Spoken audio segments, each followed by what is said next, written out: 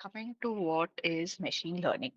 So, as you can see, the two words itself. So, when you talk about machine, you're here, the machine that you're talking about is just a piece of code. So, what you do is, it is also a branch of artificial intelligence, yes, that that have multiple algorithms within it, and you feed it data to these algorithms in order to make them learn through the data, learn through what are the conditions, um, um, what are certain catches in the data, what do you want to achieve. So if I say, if I given my data set A and I want you to look in through conditions B, C, and D and give me and make predictions on variable E. So things like this. So you're just feeding in your robot, you are giving data for it to learn and learn and learn, and later we make it to learn to such an extent that it is able to make predictions for us. So this is your machine learning. So it's also a branch of artificial intelligence. So can anybody tell me what artificial intelligence here is, or any examples rather?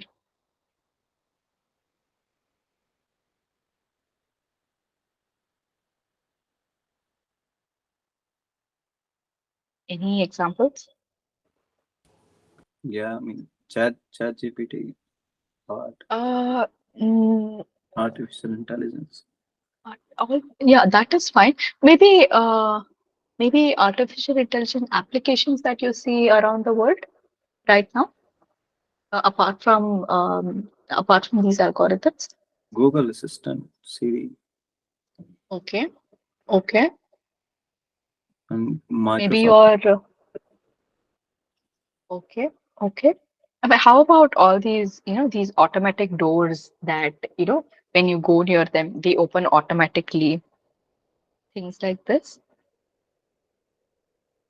That again is an example of a trained algorithm. So yeah, anyone else? Cloud computing. Cloud computing, okay, good. Artificial intelligence and cloud. Okay, to an extent. Okay, so let's go ahead. So here The you have sensors. all. Sorry, could you please repeat? The sensors present in a smartphone like infrared. Yeah, yeah, good. They are good examples. So you And have all your, screen Mhm. timeout sessions. Okay. That is again analytics. So yeah, okay, good. So you have all your virtual assistants like your Google Assistant, your Siri for your iOS, your self-driving cars, and everything, your product recommendations. Now, how do you actually, configure your email to be a spam or a non-spam email? Even things like that. So, machine learning is applied as a very vast branch of artificial intelligence, and you can find it actually applied in even the smallest of things that we tend to ignore on a day-to-day basis. So I think this part of the session is going to be a little theoretical in nature, but these concepts are very much important for you to start off your machine learning journey. Okay, so coming to your data here, the different types of machine learning algorithms are classified into four parts here. So you have your supervised learning, unsupervised learning, semi-supervised learning, and your reinforcement learning.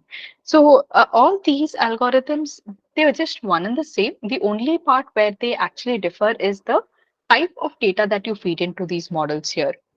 So now getting into each of them here, let's talk about what supervised learning is. So here, supervised learning actually uses structured and labeled data sets for training of the models and to predict the outcomes. So now, since it uses very structured and labeled data sets, its predictions are more likely to be accurate.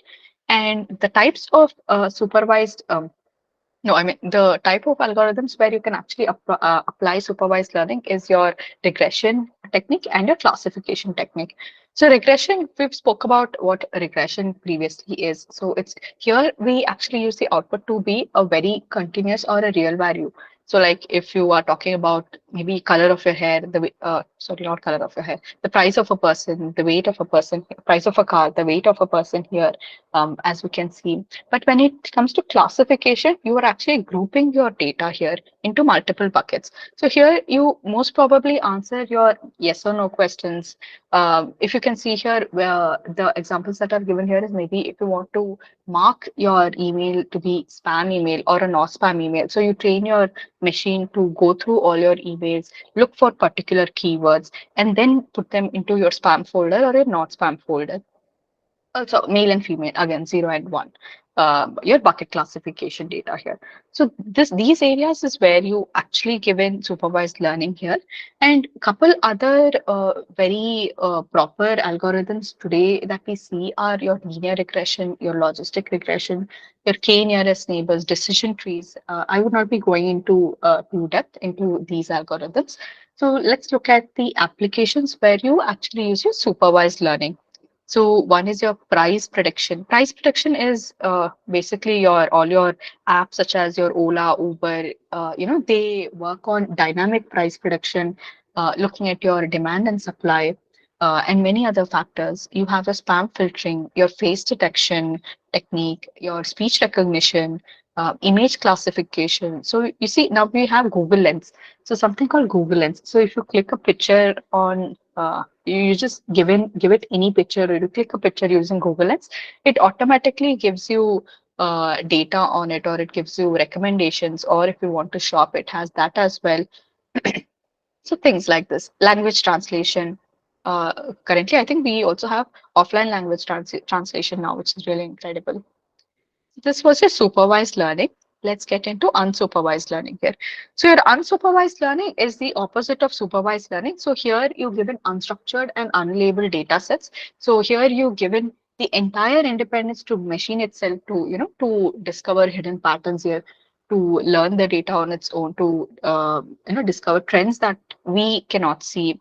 And the places where we actually apply your unsupervised learning is your clustering, association rules, and your dimensionality reduction. So clustering, again, it is a technique where you group your data, you form smaller clusters of unlabeled data. Then this can be based on any either similarities or differences in the properties of the data that you actually have. Now, coming to association rules, here it is a rule-based technique that finds relationship between variables of the data set.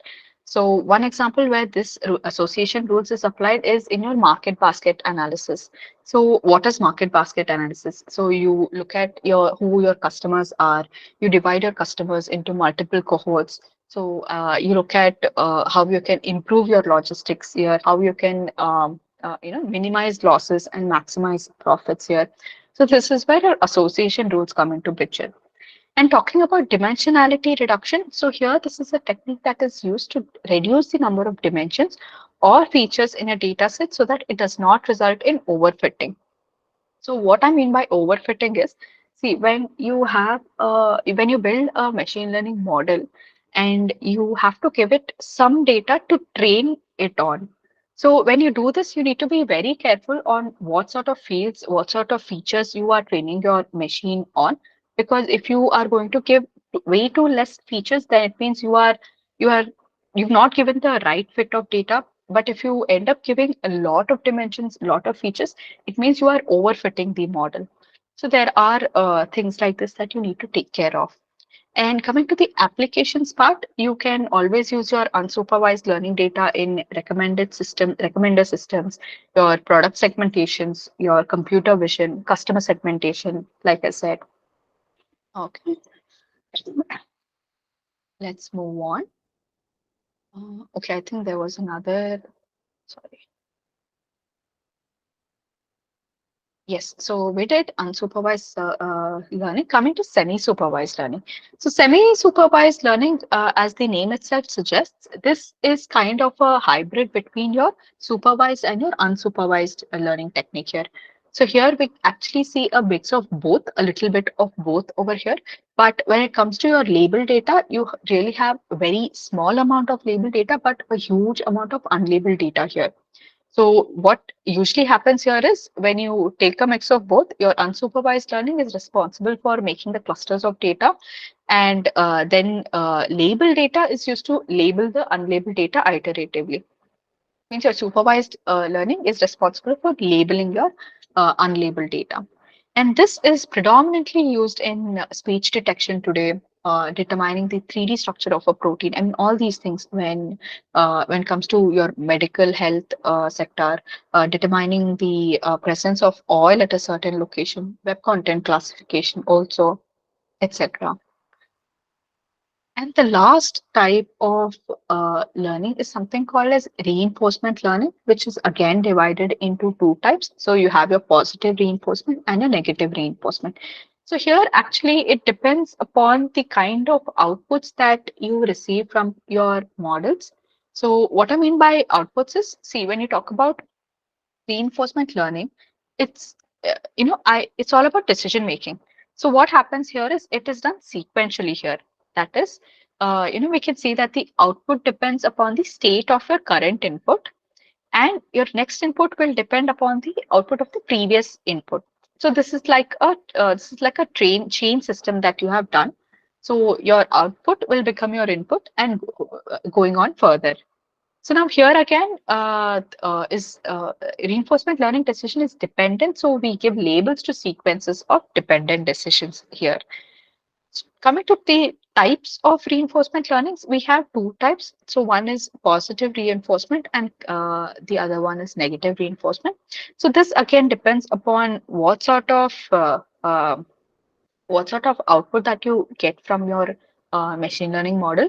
So when it comes to positive reinforcement, it is actually defined as when an event or when an event occurs due to a particular behavior. In a way, it also increases the strength and the frequency of that behavior.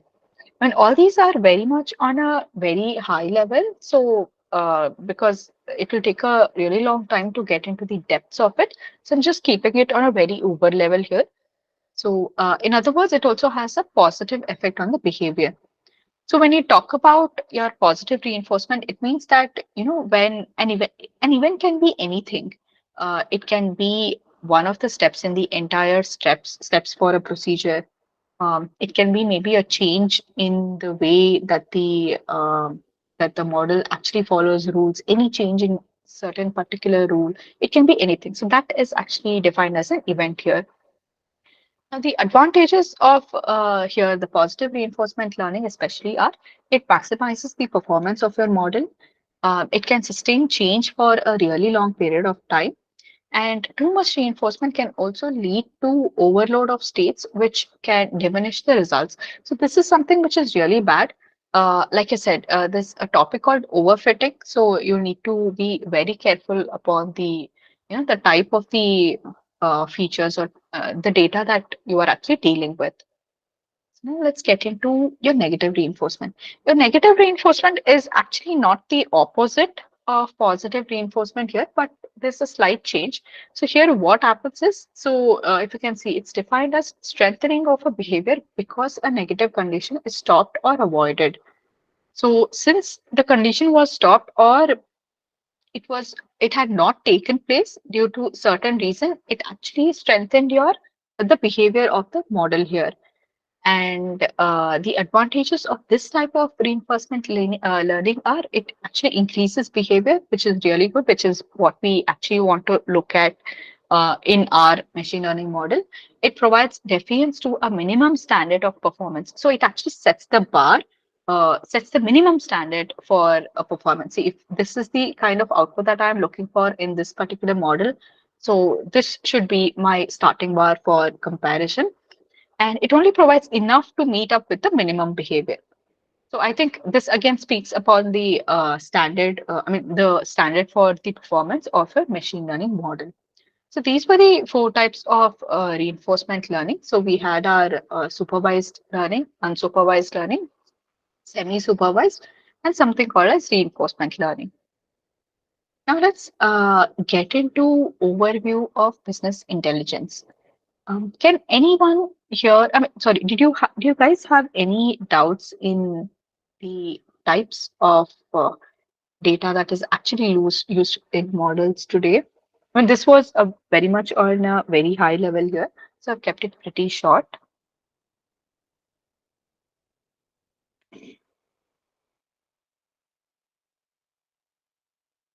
But this again, I think it would be, you would understand it better if when you actually look into real world examples, to be very honest.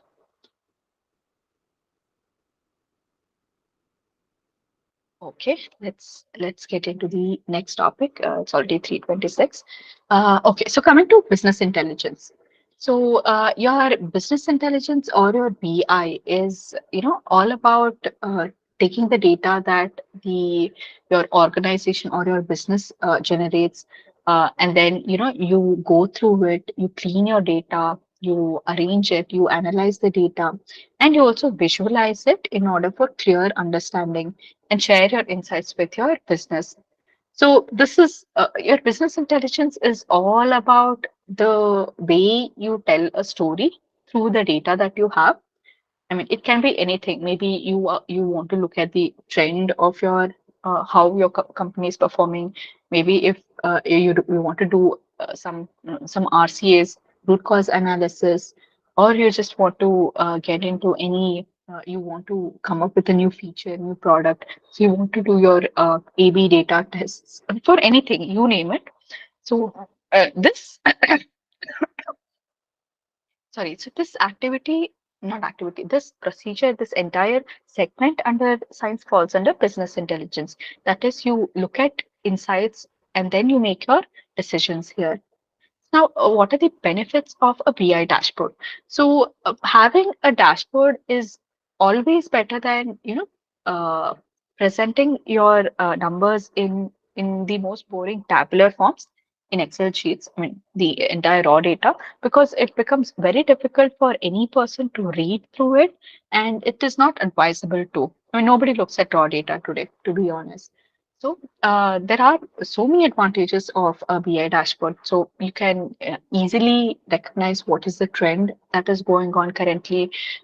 You can enhance communication. That is, you can actually keep it very transparent, I would say, regarding any metrics that matters to your company, your accurate forecasting, your real-time insights, freedom and flexibility, the way you want to present only data that is actually responsible for making decisions. I think that is one thing which is very, very important in choosing what your success metrics are, and to choose how you are going to put them so that it actually makes sense for the business.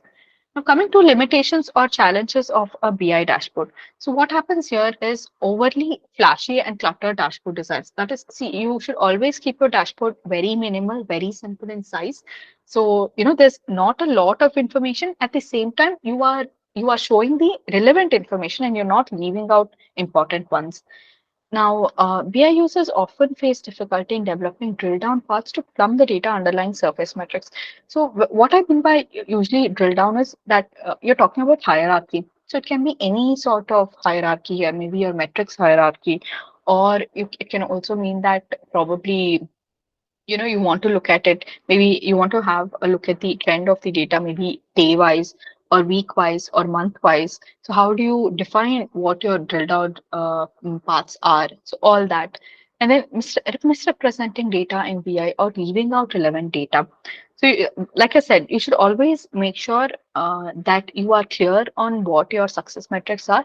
You are clear on what type of story do you want to frame out of these metrics, so that your business understands data very clearly, very easily, in order to make better data driven decisions here. And let's get into what are the data types in a BI dashboard. So usually the main three types that anybody can divide is your analytics metrics.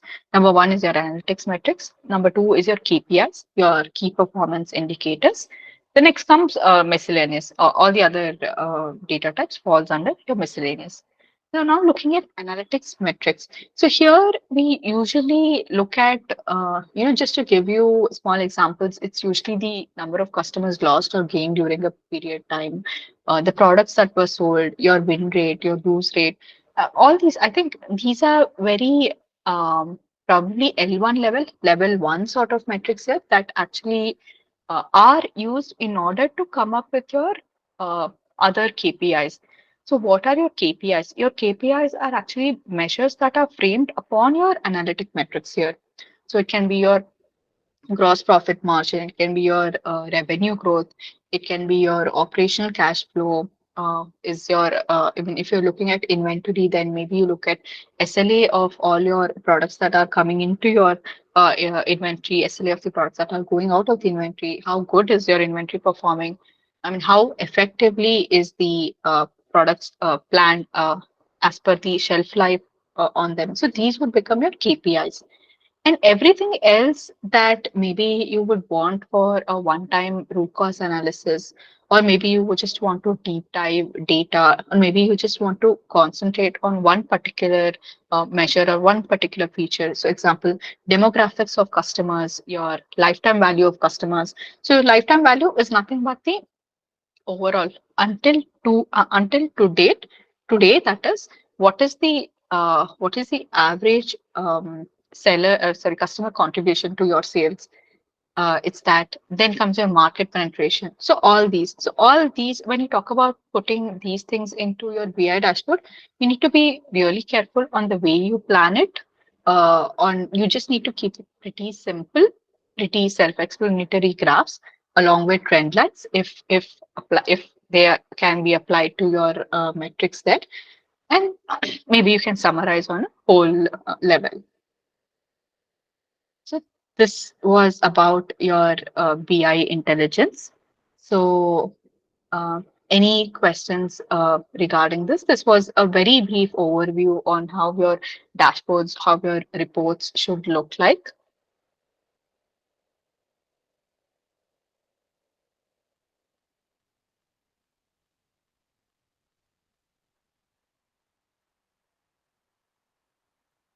Anyone?